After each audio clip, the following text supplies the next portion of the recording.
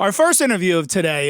This guy has become a friend over the last few years. I'm really excited, man. He sings. He's the front man for the band Black Star Riders, which is born out of the ashes of Thin Lizzy. And let's check out a little clip from their song "Another State of Grace."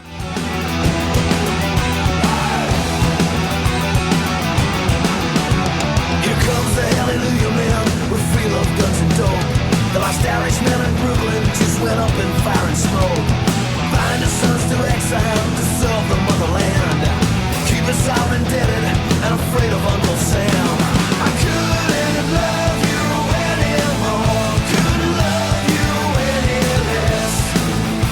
I cross my heart and hope to die in another state of grace.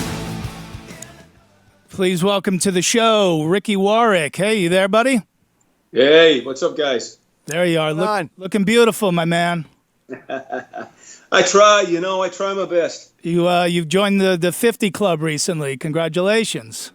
Joined the 53 club recently, Don. Was it 53? Wow. All right. So I'm here with comedian Joe Currie, and Hey, Joe. How you doing, man? obviously we just saw a clip from the title track of the new record, which comes out when? It's out September 6th on Nuclear Blast Records. Okay, so very soon. That was the first single off the album.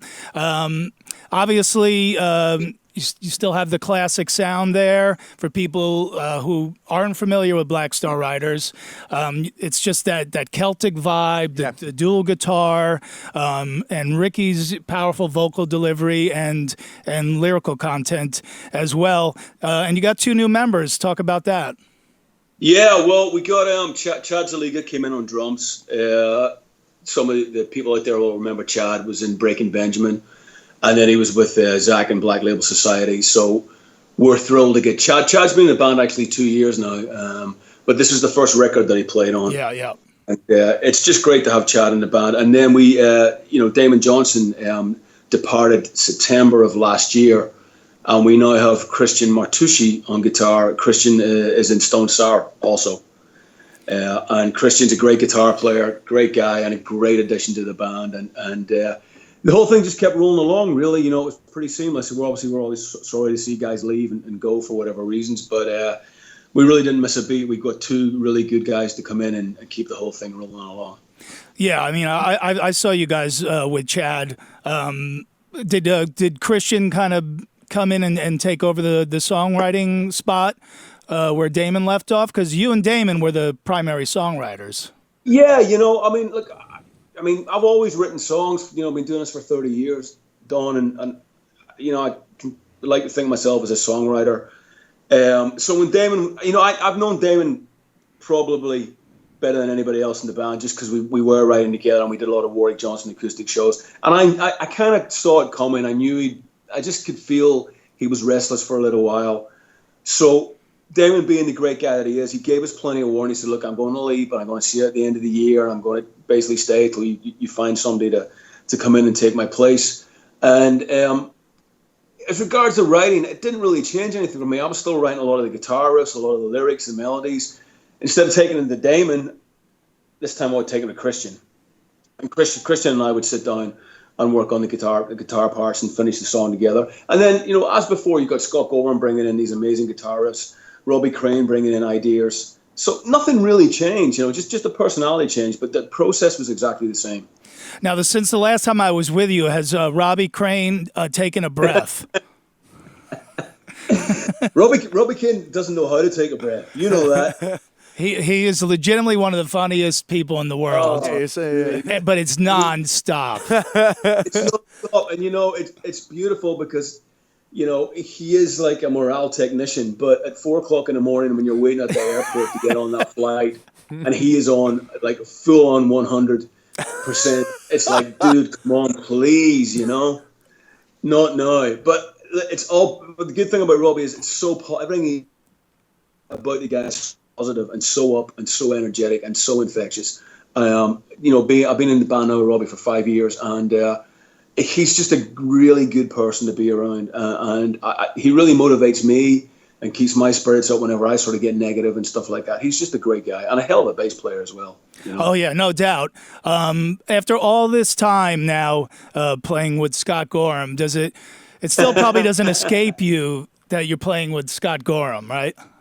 From Thin Lizzy. My uncle Scotty, you know, again, I've known Scott 30 years, and Scott first played on one of my solo records way back in 2002.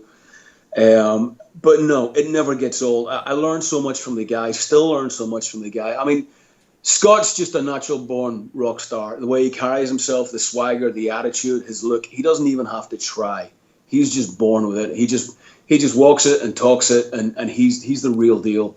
And somebody that I look up to a lot and has inspired me a lot, even when I was a kid and growing up in Belfast and being, you know, the huge Thin Lizzy fan that I was. They were like the soundtrack of my youth. Scott was my hero, you know, and he still is, you know. He's one of my best friends now, but he's still my hero, and I love the guy to death. He played his ass off on this record. It's the best I've heard Scott play in a long time, and brought in some wonderful ideas and some guitar parts to this record, and he was on fire. So Scotty's in great form, doing really, really well, and I'm looking forward to seeing him. Yeah, he still calls me John Jamieson to this day, Yeah. which I wear as a badge of honor. Be it.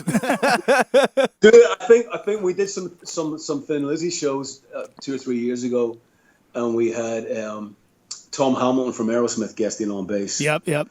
And I think he was known as Todd Hamilton throughout. Is that right?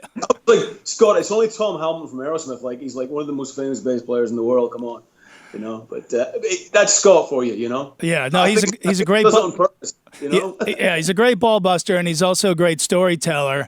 And I always, you know, I was on the road with you guys for about 10 days, and I always look forward to hearing some good Thin Lizzy stories from Scott. Usually after about the second glass of white wine after the show, he'd sort of lean in and go, "All right, I probably shouldn't tell you this one, but..."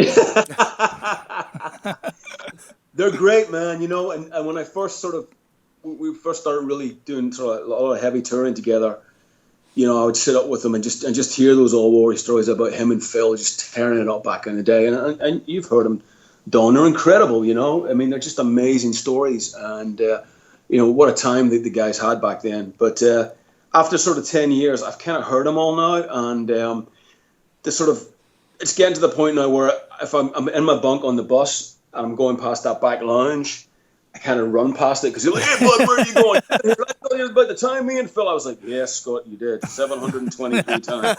You know? There was a funny moment when, because I was on the bus with you guys in the UK, Right. Yeah. Ireland and Scotland, and I know Robbie Crane had needed a guitar pick, and I carry around my own personal, just promo picks because I don't even really play. And Robbie's like, "Yeah, I need a pick." So I gave him a guitar pick, and then Scott was warming up, doodling around, and I walk up to him, I try to hand him a pick, and he just looks down and he goes, "I don't think I'm going to be using that."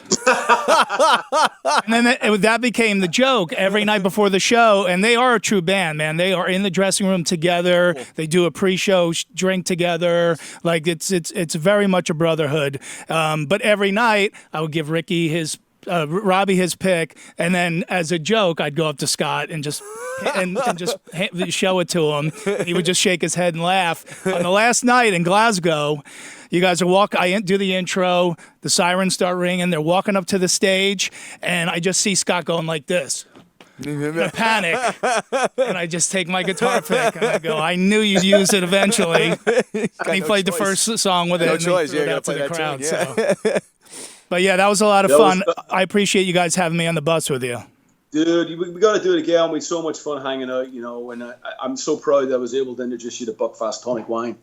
Well, that was the other highlight. Yeah. So Joe, I don't know if you've ever been to the UK, but oh no, there's it's the equivalent of in America of Mad Dog 2020, but not as delicious, not as delicious, mellow. Right? Oh God. Yeah. So Ricky introduced me to Buckfast, or as they affectionately call it, Bucky's. And the last night I went out and I was doing my little shtick, and I took the bottle of Buckfast out in front of the crowd, and I just started chugging it down, and the place went bananas on me. Nuts, right? Yeah. Yeah, and I forgot what day of the week it was. I go, it's good that you guys here on a Monday, and the whole crowd started chanting, Tuesday, Tuesday, Tuesday. And then Dragon and his other buddy from the Backyard Babies who were opening were like, hey, be careful with that. It's 60% alcohol, and they're like, I brush my teeth with this stuff. And he just goes with the left. The rest. They call over there. They call it a bottle of what are you looking at? Yeah, right. It's hysterical. A bottle of what the fuck are you looking at? What are you looking at? Or in Scotland, it's known as wreck the house juice. Wreck the house juice. Yeah. Yeah. But yeah, I'm really happy for you guys. Obviously, a huge fan of the band. Obviously, Thanks, still with like I said, the Celtic sound. It sounds great. Always has. Yeah, I'm always look forward to the lyrical content as well. I mean, I think Soldier's Town, some of the most brilliant lyrics in any of the songs you've written, man. So it's more than just good hard rock and music. There's the lyrics too, underneath man, as well. And we're gonna go out, Ricky, and I want to say thanks a lot for Skyping in with us. And we're gonna play. Thanks for having me on, guys. Thank you, dude. We're gonna show a clip from Ain't the End of the World, and I'll see you out on the road, buddy. Right on, bro. Take care. Thanks, guys.